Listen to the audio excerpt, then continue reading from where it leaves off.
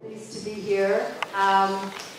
Very much want to say how my organization, the Council of Canadians, has loved and embraced the LEAP document. We were part of the founding of it, and it's important to recognize how important it was at the moment that it was brought forward into the world, but particularly into Canada.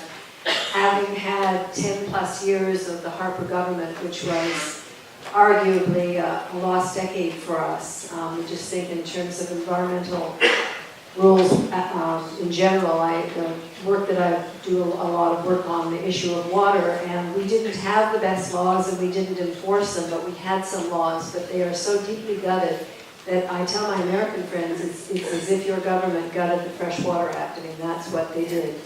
And ditto with a whole bunch of other areas, just to speak of one. So it came at a very important time as people were caught in the weeds of despair, really, and this came as a vision. And I just have to say that our organization really embraced it, and I want to also the film and the book, This Changes Everything, and Avi would laugh when our chapters, we have these activist groups across the country, would show This Changes Everything. I'd say to Avi, hey, 400 people in, I don't know, Nanaimo or whatever, and it's just the very important vision that this produced. However, I think it's more important for us now than ever, and this is going to be our challenge, because we joke about the sightings, the shirtless sightings and so on, but he is more popular. Let's face it, that we saw the recent polls that if the election were held today, they would have a larger majority than they do. So we're dealing with a prime minister and a government that is, people are just so grateful that Harper is gone that they're willing to overlook what we might not have overlooked had it been Harper doing it. We do have to say that when something good happens, we have to acknowledge it. Just one more example, on the waterfront, the money that we and others, Assembly of First Nations, were saying was needed in the alternative federal budget for water justice in First Nations. They met that. I mean, there have been some targets. But on some very big issues around neoliberal policy, they're not going to be any different. And the two examples I want to briefly bring to you are the pipelines, particularly Energy East. We met with the minister, Jim Carr, the resource minister, several months ago in Winnipeg. And he's very lovely, handsome, gracious, interesting, very welcoming. You'd never have met with a Harper minister, would never have treated us like that. In fact, one of our delegation had occupied his office the week before and kind of raised an eyebrow and said, come on in, right? You would never have had this with Harper. And he said, we are going to put the gold standard of regulatory process forward with the NEB. And we're never in our country's history we had the kind of process that we're going to put in place. It's going to be, they keep using the term the gold standard.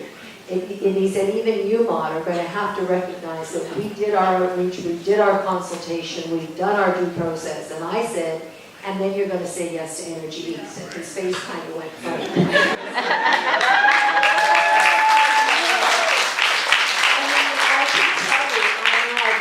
Too long. I've seen too much. I can smell what's coming, and it's going to come in the guise of national reconciliation, that we can't please everybody, and if we're going to bring Alberta and the West back in, this is like the railroad, and we're going to do our consultations, and we'll pay people off where we can, and those who can't, we'll just find ways to silence. I can taste this coming. So I think we have to be very, very, very vigilant around this consultation process, because it is a different process than we had with Harper, but the end result may not be very different.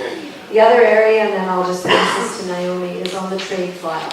I believe that we have become complacent on trade as Canadians. We don't have a political party that's speaking for us on this issue. And for many people, it's out of sight, out of mind, but we are fiercely opposing the comprehensive economic and trade agreement with Europe. I spent between the beginning of November and the end of the year, I spent 2.5 months in Europe because this is where it's being fought. We don't seem to be able to get a movement off the ground here in Canada, and we should. It is way worse than NAFTA, and as is the Trans-Pacific Partnership, because not only do they have the ISDS, the investor state ability for corporations to sue, but they have built in a new process called regulatory cooperation, where any sector, Monsanto, the energy companies, any industry sector can say, okay, we now want to initiate a process where we harmonize regulations, in this case between Europe and North America, and they can do this. And they have the ability and the right to sit at the table until some compromise is met. And this is the story we've been telling Europeans. You want GMOs out, you want your higher standards on chemicals, forget it. You're not going to be able to keep it.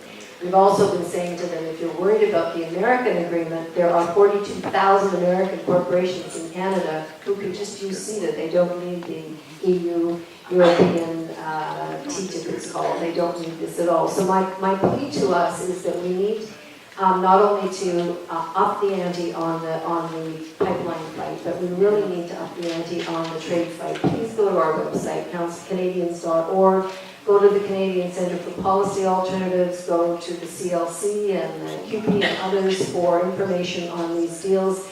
They are poison, they are dangerous. We have 25 years of living with these agreements in Canada.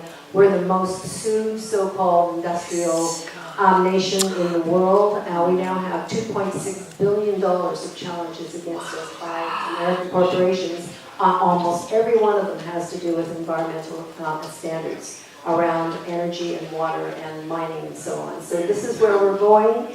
And if we want to fight, if we want the lead vision to be out there, we have to fight the opposite vision as it's being put in place, because these trade agreements provide an overarching constitution that makes it much harder for us to do the work that we're called to do. So thank you very much.